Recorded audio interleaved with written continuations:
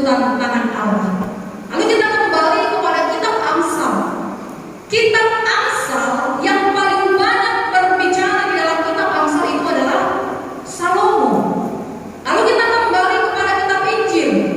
Yang paling banyak berbicara di dalam kitab Injil itu adalah Yesus sendiri, Matius, Markus, Lukas, dan Yohanes.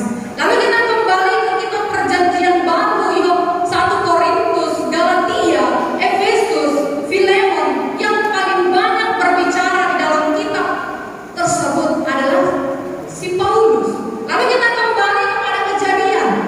Kejadian, Keluaran, Imamat, Bilangan, Ulangan itu adalah kitab Taurat, dan yang paling banyak berbicara di situ ialah Musa dan tuntunan Allah sendiri yang berbicara melalui kisah penciptaan. Jadi jemaat Tuhan yang terkasih di dalam Yesus Kristus, dalam Mazmur pasalnya yang ke-95 1 sampai 11 ini adalah seruan si Daud, di mana si Daud berkata, oleh karena bangsa Israel yang sifatnya sudah mulai keras dan tegar teguh kepada tuntunan tangan Allah.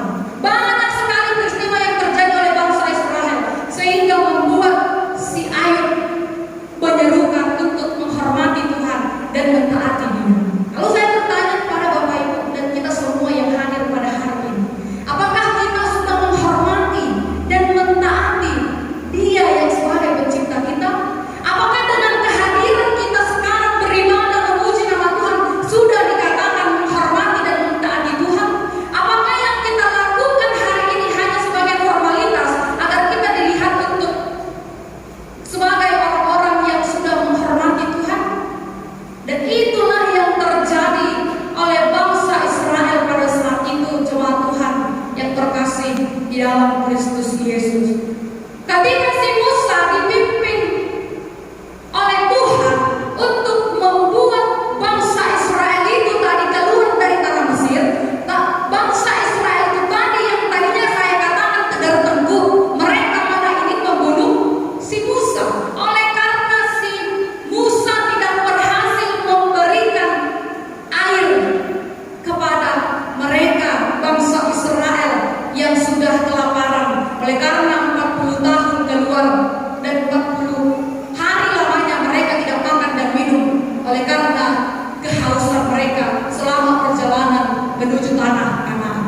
Lalu ketika dia tidak diberikan oleh air dan ketika mereka merasa kelaparan, tapi Musa sebagai pemimpin mereka tidak memberikan mereka makan, lalu bangsa Israel tadi hendak membunuh Yesus. Kemarahan yang membuat bangsa Israel hendak melakukan sifat yang bertolak belakang kepada Musa sebagai pemimpinnya. Di dalam ayatnya yang ke-8 firman Tuhan berbicara, janganlah keraskan hatimu seperti di Meriba, seperti pada hari di masa di padang gurun. Bapak Ibu, Meriba ini artinya adalah teguran. Meriba ini adalah artinya mereka yang merasa dikeroyok, dan di masa ini artinya mereka dicobai. Masa ini artinya dicobai. Meriba ini artinya teguran. Jadi mereka memasangkan si Musa itu tadi oleh karena mereka tidak mendapatkan air dan makanan selama perjalanan menuju tanah Mesir.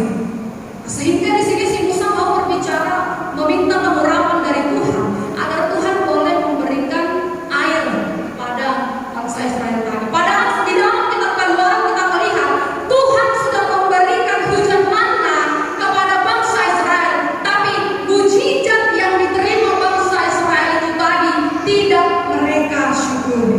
Lalu bagaimana dengan kita, Bapak Ibu Saudara yang terkasih? Ketika kita setiap hari mendapatkan kesehatan, setiap hari kita mendapatkan sukacita dalam melakukan pekerjaan kita, bahkan mujizat Tuhan ada dalam kehidupan kita, apakah kita belum bersyukur kepada Tuhan? Nah, bangsa Israel dalam Mazmur 95 ini, jemaat Tuhan yang terkasih, mereka tidak bersyukur padahal mereka sudah diberikan mujizat hujan manna turun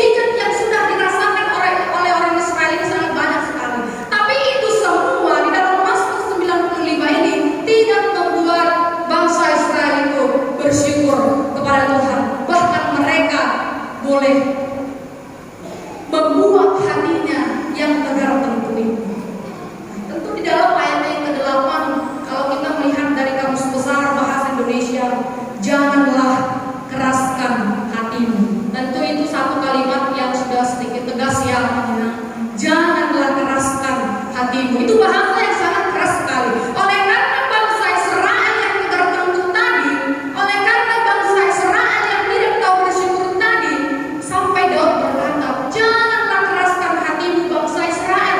Lalu bagaimana kalau firman Tuhan datang kepada kita? Janganlah keraskan hati kita kaum bapak, janganlah keraskan hati kita kaum ibu, bahkan janganlah keraskan hati kita kaum sebelum. Karena itu sudah bahasa yang sangat keras. Daud saja mampu berbicara oleh karena kerasnya umat yang dipimpin si Musa sampai membuat mereka menerima satu kalimat yang sangat keras. Bahkan di dalam ayatnya yang ke-11 kita boleh melihat ayatnya yang ke-11. Sebab itu aku bersumpah. Ayatnya yang ke-11. Sebab itu aku bersumpah.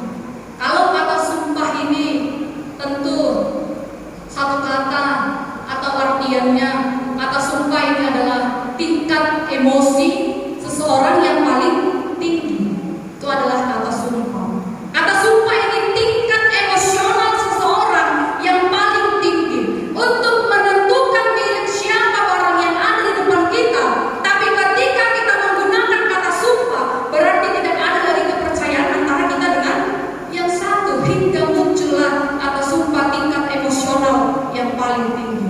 Atau contoh sedikit, untuk menentukan sendal swallow saja yang warna putih ini, swallow yang warna putih yang sudah dibuat tanda segitiga di hulu di swallow, untuk menentukan swallow putih itu saja, ay solo pudoon, ay hutuhor doon di kodeni pariban jaya, sudah menggunakan kata sumpah, padahal hanya menentukan sendal swallow, ay solo pudoon ay hutuhor doon di Rio Tuntong. Nah, jadi Bapak Ibu Saudara yang terkasih di dalam Kristus Yesus, kepercayaan satu dengan yang lain tentu membuat kita untuk menghormati Tuhan. Itulah maksud dari ibadah kita pada hari ini, Minggu Okuli atau Minggu Masalen, di mana kita mengingat peristiwa perjalanan Yesus selama 40 hari tidak makan dan tidak minum, selama 40 hari sebelum kematiannya di kayu salib, dan sebelum kita sampai kepada malam Paskah di bulan 4. Inilah artinya kita renungkanlah, kita rimani, kita refleksikan bahwa menghormati dan mentaati Tuhan itu tidak cukup dengan kita beribadah, tidak cukup dengan kita hadir di gereja, tidak cukup dengan kita hadir di PJJ, pertemuan jauh-jauh, tidak hanya cukup ketika kita hadir di ibadah yang lain sebagainya. Nah, sama seperti bangsa Israel ini, sehingga ketika mereka mengeraskan hatinya di Meriba, ketika mereka berada di masa yang artinya tadi Meriba itu dicobai, dan masa itu adalah teguran, karena mereka sudah mendapat teguran. Bahkan mereka mencobai Musa dengan memberikan air. Ketika si Musa sudah memberikan air dengan membelah gunung batu yang ada di Herod, mereka belum merasa bersyukur.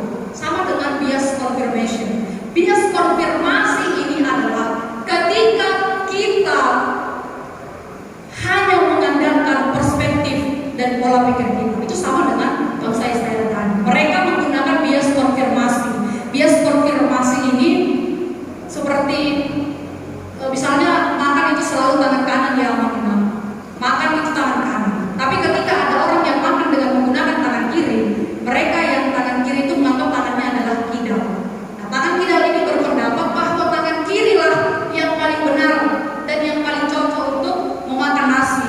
Tangan kanan itu tidak. Nah, itulah bias konfirmasi yang seperti dilakukan bangsa Israel. Ketika mereka kelaparan, ketika mereka haus, bahkan ketika mereka tidak diberikan air, mereka menggunakan bias konfirmasi. Oleh karena Tuhan yang sudah tidak sayang lagi kepada bangsa Israel, oleh karena Tuhan yang sudah tidak peduli lagi kepada bangsa Israel, padahal ada suara untuk menuntun mereka keluar dari tanah Mesir.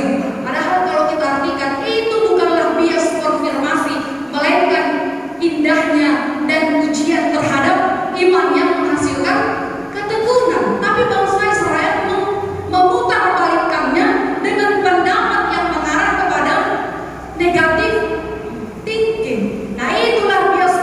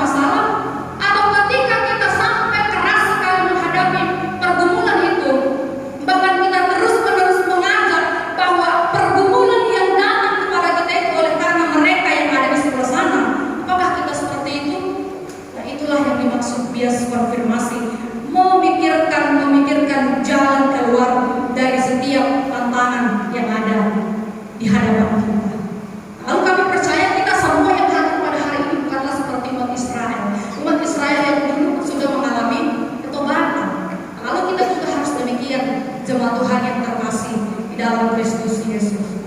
Tidak ada lagi kata bias konfirmasi dalam kehidupan kita.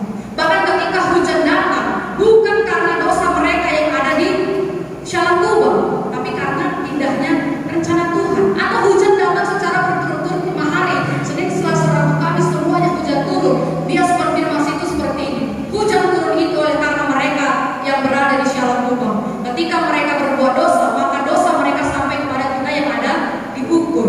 Nah, tapi bias konfirmasi itu hilang ketika hujan datang. Itulah yang dinamakan fenomena oleh karena Indonesia memiliki 2 musim, kemarau dan hujan. Jadi mari kita renungkan, mari bersama-sama kita aplikasikan apa yang menjadi firman kita pada hari ini, Minggu Mazalem, menghormati Dia dan mentaati Tuhan. Sehingga ketika ada muncul pertanyaan, apakah kita sudah menghormati Tuhan? Maka kita dengan siap dan kita dengan tegas mengatakan bahwa kita dengan hati dan rasa syukur kita sudah menghormati Tuhan. Bahkan ketika kita masuk dalam satu pergumulan, maka kepercayaan antara yang satu dengan yang lain itu sendiri akan muncul. Tidak seperti kisah sandal swallow. Swallow dong, dalam Amerika Solomon. Ada udah humayan seketika di ujung di ulu di Solomon. Nah, itu kan tidak ada lagi kepercayaan. Daun, aku main tuh di kanan segitiga. Kumain bawa si tiur, asa tiur sudah Solomon. Asa unang barbarda wirong.